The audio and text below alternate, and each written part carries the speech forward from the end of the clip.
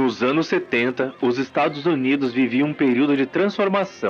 O homem havia pisado na Lua, os computadores ainda ocupavam salas inteiras e o mundo dos videogames ainda estava sendo moldado por engenheiros, matemáticos e técnicos.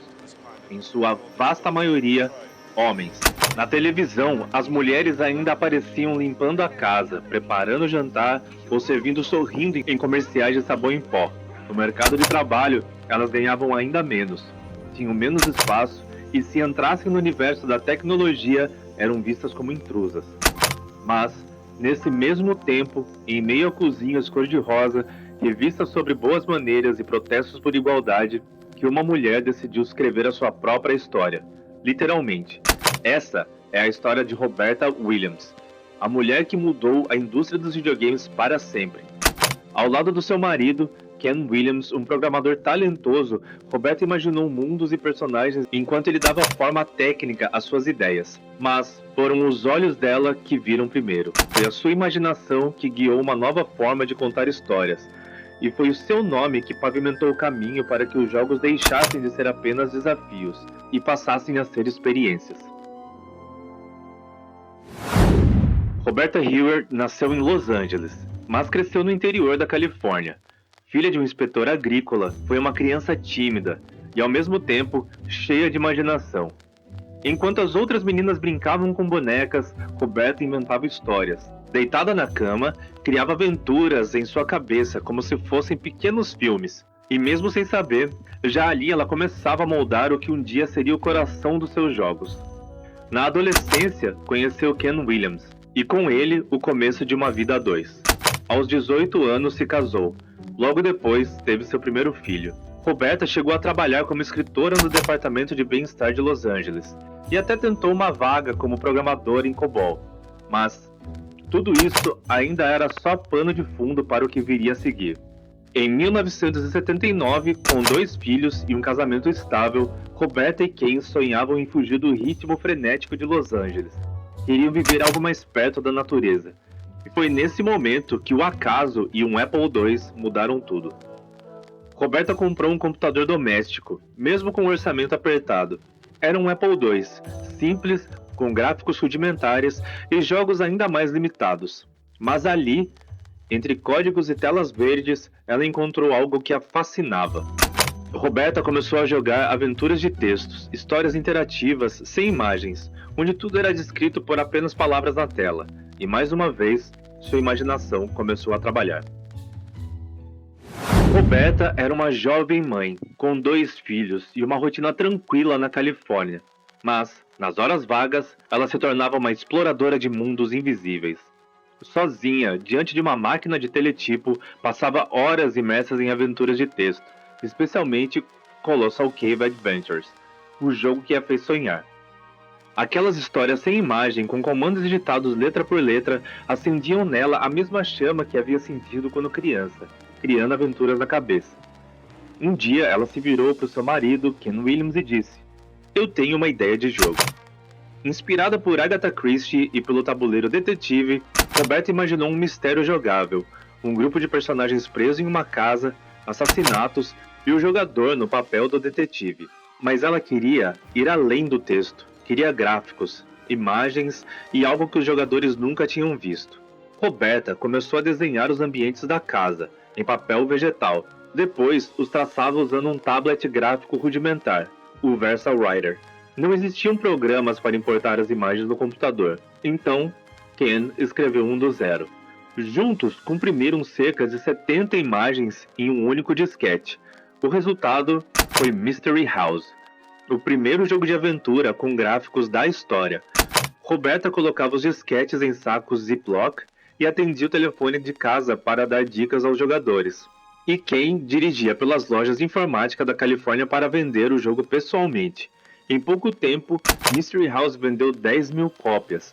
Era o suficiente para mudar a vida deles. Ainda em 1980, lançaram Wizard and the Princess, agora com gráficos coloridos. Venderam 60.000 cópias. O sucesso permitiu que contratassem funcionários e que a empresa, até então chamada de Online Systems, se mudasse para as montanhas da Sierra Nevada. Lá, nasceu oficialmente a Sierra Online. Roberta começou a sonhar mais alto. Criou Time Zone, um épico de viagem no tempo que ocupava 12 disquetes, algo que era impensável para a época. A Sierra cresceu rápido, 100 funcionários, 10 milhões de dólares em receita, investidores batiam a porta. Até mesmo Jim Henson procurou a empresa para adaptar o seu novo filme, O Cristal Encantado, para os jogos. Roberta ficou encantada. Para ela, os videogames não eram apenas tecnologia, eram arte. Era uma nova forma de contar história, e ela queria ser reconhecida como artista.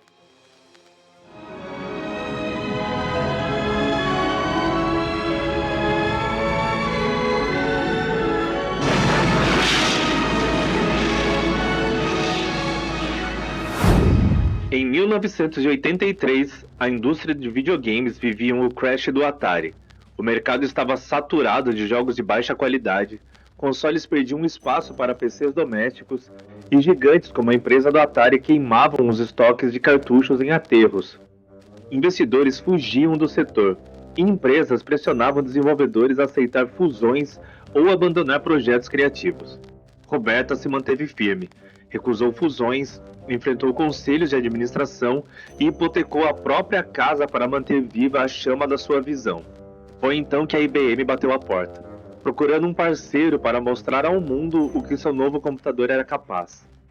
A IBM, que em 1984 lançaria o PC Junior, seu primeiro computador voltado para famílias, buscava um jogo que mostrasse o poder gráfico da máquina, especialmente as suas capacidades em 16 cores, raras na época. Roberta viu ali a chance de materializar a sua visão, um jogo de aventura com gráficos coloridos e perspectiva em terceira pessoa, algo inédito para a época, o que não iria apenas salvar a sua empresa, mas, mais uma vez, o rumo dos jogos. Com um conto de fadas na cabeça e um motor gráfico de ponta em desenvolvimento, ela criou um mundo totalmente novo, tridimensional, colorido, navegável, um mundo onde o jogador não lia uma história, mas a vivia. Nascia ali King's Quest, um marco, um novo padrão, um jogo onde o herói andava em volta de objetos, subia escadas, pegava maçãs debaixo de árvores e tudo isso com apenas alguns comandos de teclado. O sucesso foi tanto que o fracasso do computador original, o PC Junior, não impediu a escalada da série. O jogo foi relançado em outras plataformas e se tornou um best-seller. Pela primeira vez, gráficos, jogabilidades e narrativa caminhavam lado a lado. Roberta não parou por aí. Em um tempo que protagonistas femininas eram raras, ela introduziu Rosella como heroína de King's Quest IV. Alguns executivos acharam arriscado, mas o jogo vendeu ainda mais, e pela primeira vez, mulheres representaram 40% da base dos jogadores. Enquanto todos falavam em inovação técnica, Roberta falava de emoção. Enquanto os outros criavam desafios, ela construía mundos inteiros. E assim, título após título, a criadora que começou com papel, lápis e um teclado mostrava que o verdadeiro avanço nos games era contar boas histórias. Depois de conquistar o público com Reinos Encantados e Heroínas Corajosas, Roberta Williams decidiu mergulhar em outro tipo de fantasia, o terror. Fã de Stephen King desde jovem, ela se perguntava: seria possível criar um jogo realmente assustador, em que fizesse o jogador estremecer não pela dificuldade, mas pelo medo? E com essa ideia na cabeça, nasceu Phantasmagoria, uma produção ousada, sombria e sem precedentes. Para alcançar o realismo desejado, Roberta insistiu no uso de atores reais e filmagens de tela cheia. E o orçamento? 4 milhões de dólares. O time? Quase 200 pessoas. O roteiro, mais de 500 páginas. Mais do que um jogo, Phantasmagoria foi vendido como um filme interativo, dividido em 7 CDs e claramente voltado para o público adulto. Críticos se dividiram, mas o público não. Mais de 1 milhão de cópias vendidas em 1995. O maior sucesso comercial da história da Sierra. E para Roberta, seu trabalho mais querido.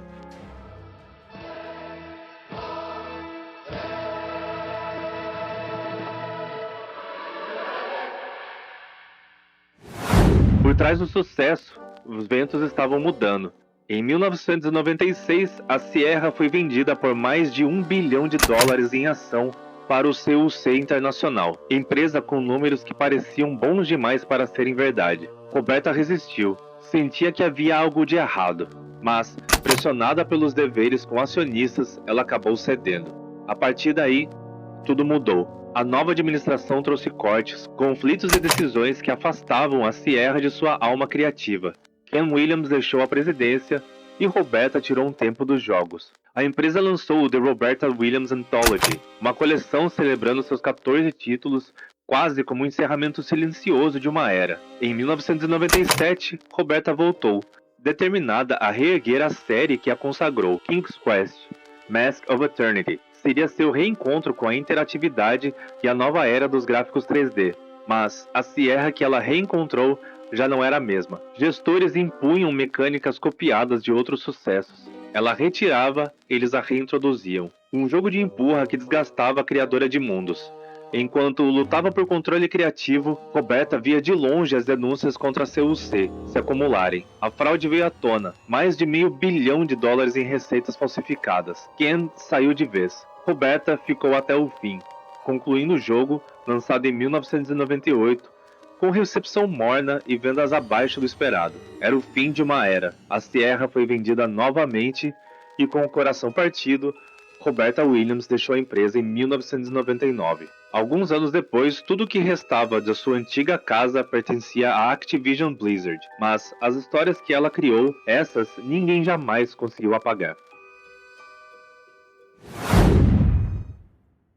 Após o lançamento de King's Quest: Mask of Eternity, Roberta anunciou a sua saída da indústria de jogos em 1999, afirmando que tiraria um ano sabático. Na realidade, tanto ela quanto Ken haviam assinado um acordo de não concorrência contra a CUC, impedindo-os de trabalhar com videogames por 5 anos.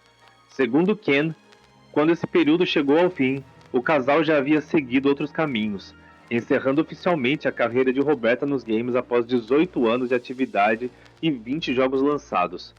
Durante a década seguinte, Roberta evitou aparições públicas e raramente concedeu entrevistas. Em uma delas, em 2006, revelou que seu maior orgulho ainda era o Fantasmagoria, embora reconhecesse o papel central da série King's Quest em sua trajetória. Àquela altura, não se via mais como game designer. Estava dedicada à escrita de um romance histórico e o prazer de velejar ao redor do mundo ao lado de Ken. Em 2011, surpreendeu ao colaborar como consultora de design no jogo social Odd Manor, desenvolvido para o Facebook.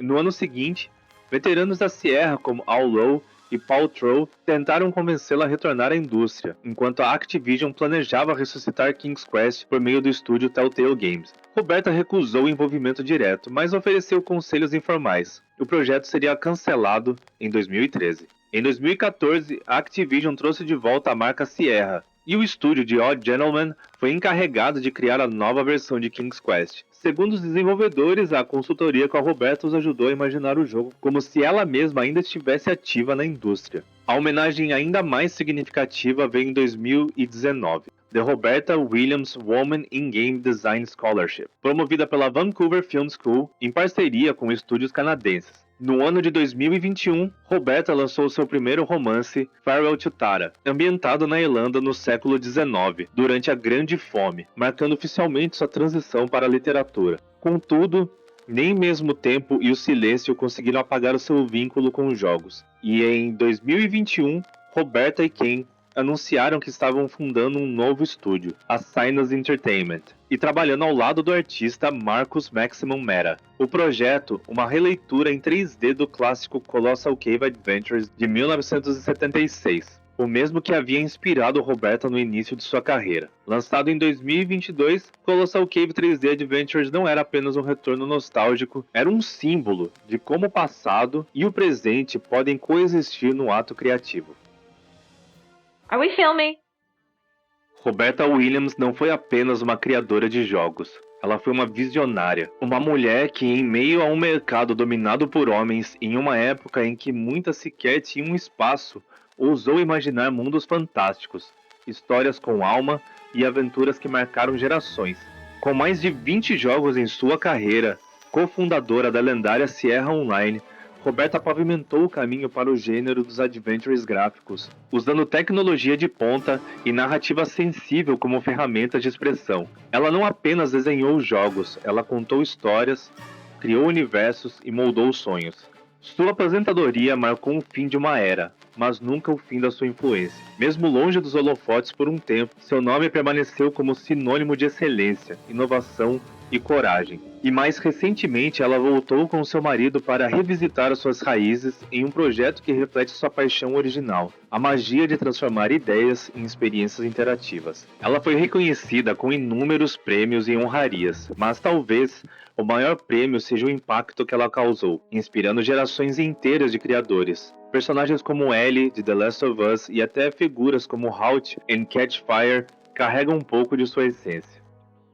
Roberta mostrou que grandes ideias não têm gênero, idade ou barreiras. Sua trajetória inspira mulheres e homens a contarem suas histórias. Desenvolvedores como Jane Jensen, de Gabriel Knight, Amy Heinning, de Uncharted, trilham caminhos abertos por ela. Estúdios independentes mundo afora seguem seus passos, valorizando narrativa, originalidade e alma em cada jogo. E é por isso que, a partir de agora, todos os meses de setembro será o mês da Sierra aqui no canal. Vamos jogar, analisar e celebrar os jogos criados por Roberta e Ken Williams, revisitando seu legado e aprendendo com ele. E se você chegou até aqui, obrigado por acompanhar essa homenagem à rainha dos Adventures. Roberta Williams merece ser lembrada, estudada e principalmente celebrada. Se você curtiu esse vídeo, não esqueça de deixar o like, compartilhar com seus amigos e amigas que amam jogos com alma. E claro, comenta aí qual que é o seu jogo favorito da Sierra. Se inscreve no canal para não perder os próximos episódios e nos vemos no próximo vídeo. Até lá, continue sonhando, criando e clicando em tudo ao seu redor. Tchau!